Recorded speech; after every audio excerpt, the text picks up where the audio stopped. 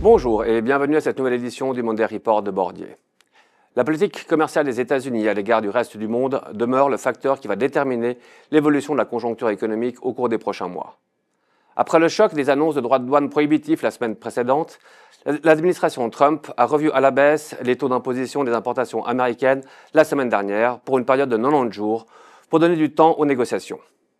Pour l'heure, un taux universel de 10% est appliqué à toutes les importations avec quelques exceptions. Comme elle applique des mesures de rétorsion de 125%, la Chine est pénalisée avec un taux de 145%. Néanmoins, le matériel électronique ne sera taxé qu'à 20%.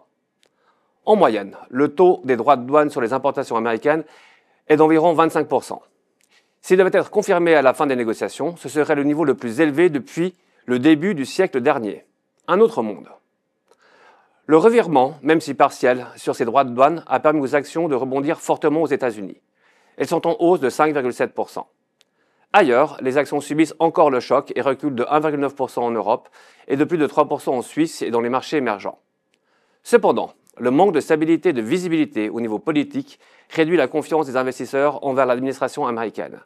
Dès lors, on observe une hausse de plus de 40 points de base des taux d'intérêt souverains américains à 10 ans et donc un recul de 3,4% des prix des obligations et, simultanément, une dépréciation de l'indice dollar de 2,8%.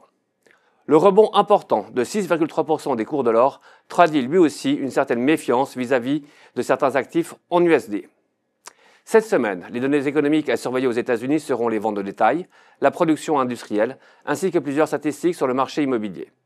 En zone euro, nous aurons notamment la réunion de la BCE qui devrait réduire ses taux directeurs de 0,25%. En période d'aversion pour le risque élevé, certaines devises se comportent mieux que d'autres. C'est souvent le cas du dollar américain et du franc suisse. Dans la phase récente, seul le franc suisse a véritablement joué son rôle. La devise helvétique, malgré la faiblesse de son rendement, demeure notre devise préférée.